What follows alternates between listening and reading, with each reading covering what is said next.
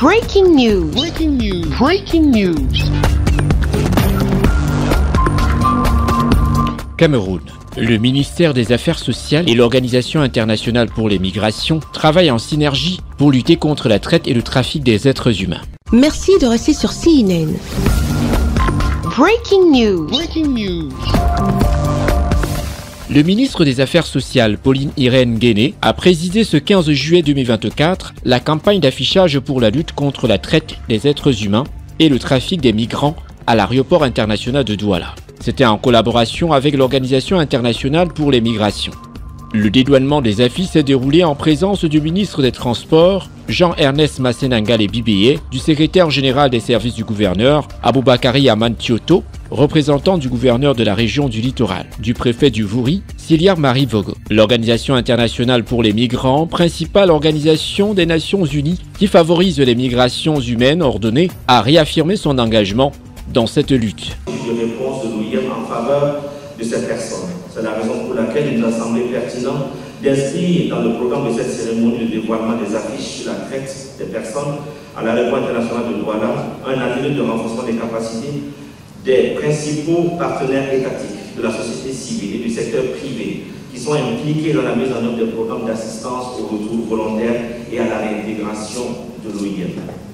Durant 2 jours, ces participants et ces partenaires ont suivi des modules de renforcement des capacités sur l'approche intégrée de la réintégration, prenant en compte les besoins d'assistance sociale, psychosociale, mais aussi économique des bénéficiaires. Le ministre des Affaires sociales, avec l'appui de l'Organisation internationale pour les migrations, a mis en place une ligne verte de 15-23 pour permettre de dénoncer et de signaler les cas de trafic et de traite des êtres humains. Mais également, plusieurs autres dispositions ont été mises en place. La cérémonie de ce jour nous donne l'opportunité de rappeler à l'opinion nationale et internationale que le ministère des Affaires sociales, avec l'appui de l'OIM, a mis en place une ligne verte. Une ligne verte qui est le 1503 pour permettre de dénoncer et de signaler les cas de trafic et de traite des êtres humains. Mais il y a également ce centre d'appel du téléphone qui a été mis sur pied et qui emploie près de 11 agents opérateurs à plein temps, qui fonctionnent 24 heures sur 24. Donc c'est l'occasion pour moi d'inviter, n'est-ce pas, les Camerounais, l'Union nationale, pour qu'on puisse dénoncer, signaler les cas de trafic et de traite.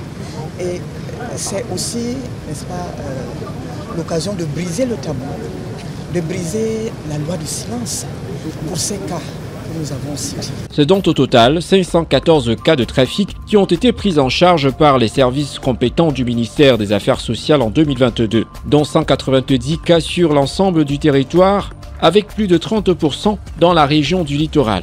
Ce qui montre à suffisance l'importance de cette sensibilisation. La ligne verte des dénonciations a connu beaucoup de perturbations et est actuellement indisponible. Néanmoins, l'accueil et la prise en charge des immigrés est prévu à l'aéroport international de Douala. Pour rappel, la première cérémonie d'affichage a eu lieu à l'aéroport international de Yaoundé, dans la capitale politique du Cameroun, le 18 mars 2024. Pour mieux lutter contre la traite et le trafic des êtres humains, l'OIM veille à la formation et au renforcement des capacités des partenaires pour un meilleur suivi des victimes. Elle a également fait une campagne de sensibilisation afin d'assurer une meilleure prise en charge des victimes et la mise en œuvre des actions concrètes contre ce fléau.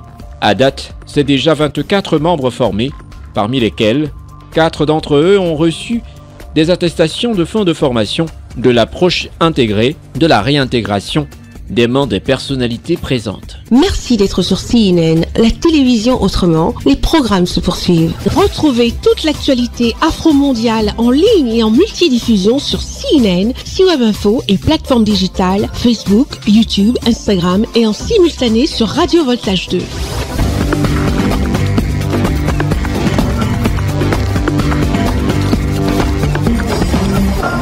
Breaking news. Breaking news. Sur CNN.